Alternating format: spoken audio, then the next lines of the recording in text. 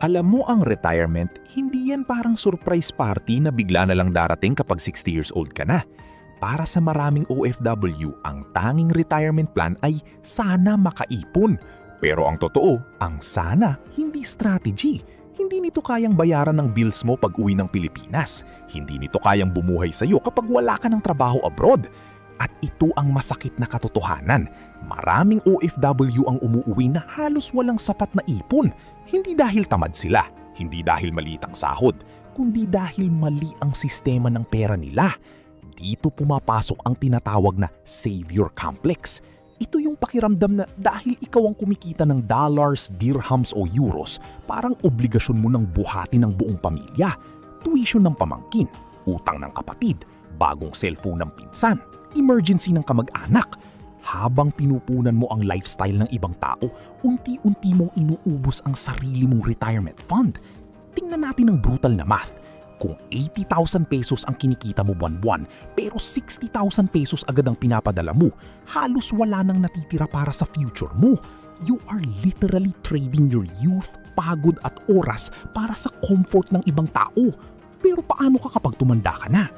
At habang lagi kang sumasalo, hindi rin natututong tumayo financially ang pamilya mo dahil alam nilang may OFW na sasakip lagi.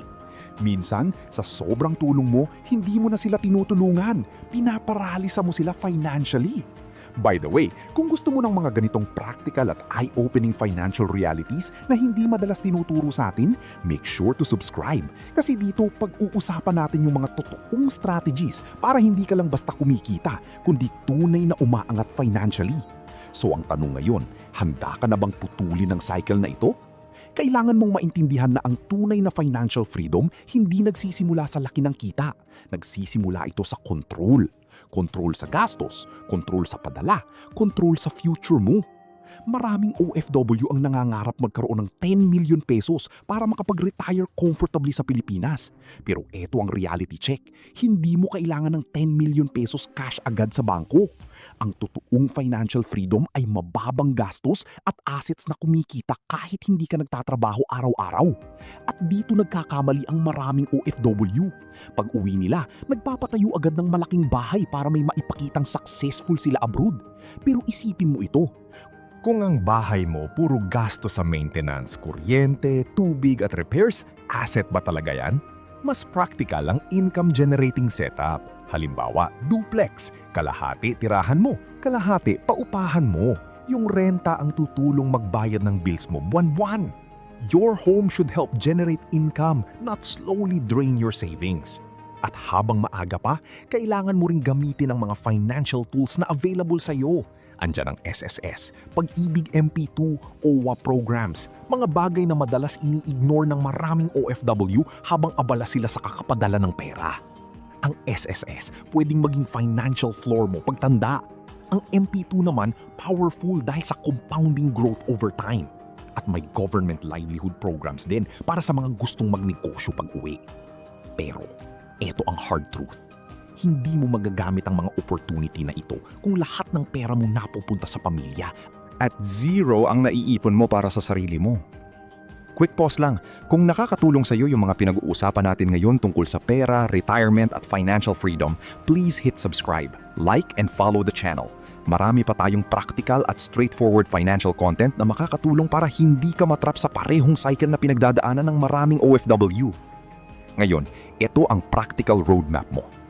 Una, kontrolin ang remittance leakage. Hindi ibig sabihin titigil ka ng tumulong. Ang ibig sabihin lang kailangan may boundaries. Hindi pwedeng lahat ng problema ng pamilya mo ikaw ang sasalo forever. Pangalawa, magtabi muna para sa sarili bago magpadala. Hindi selfish yun, survival yun. Pangatlo, simulan mo na agad ang emergency fund, SSS, MP2 at investments habang malakas ka pa. At pang-apat, magtakda ka ng hard exit date. Isulat mo kung kailan ka talaga uuwi for good. Hindi pwedeng bahala na. Hindi pwedeng isang contract pa. Hindi pwedeng next year na lang ulit. Kasi minsan, ang abroad nagiging golden cage. Maganda ang kita, pero unti-unting nauubos ang oras mo, kalusugan mo, at kabataan mo. At bago mo mamalayan, dekada na ang lumipas, pero wala ka pa ring totoong freedom. Tandaan mo ito.